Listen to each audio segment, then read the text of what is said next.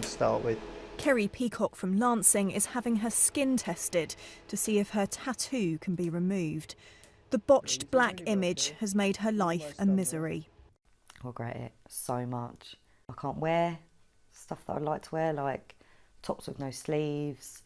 Can't take my children swimming because it's just embarrassing. Kerry found a tattoo artist in her local paper. He came to her home with a kit he'd bought online. He didn't have a licence and didn't ask any questions about her age. She was just 15 at the time. Paul Davis specialises in tattoo removal.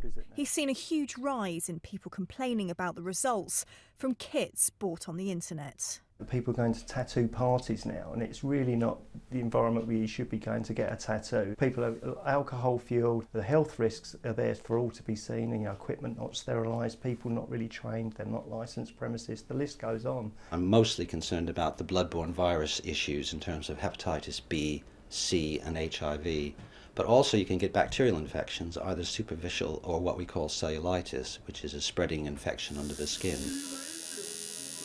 Phil Kyle owns a tattoo shop in Brighton. He and his business partner have campaigned to get DIY kits removed from the internet. The equipment that we use, you can seriously damage someone, you can really mess them up. And it made no sense that these were available to people that didn't know what they were doing.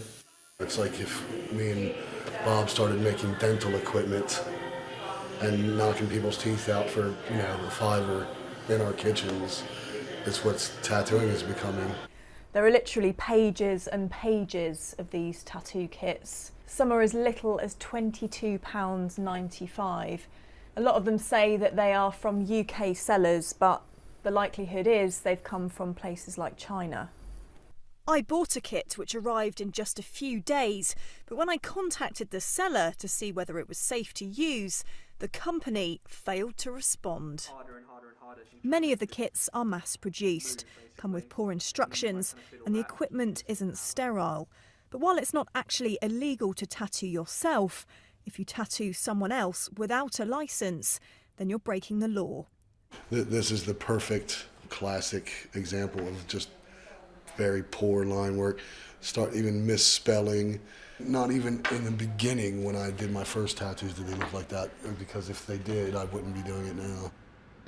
Recent tests carried out on the inks in some kits bought online even showed high levels of carcinogenic materials. There is potential with these, depending on where they come from, where they're sourced, where they're produced, that they can contain harmful chemicals, and that's what we're warning people about.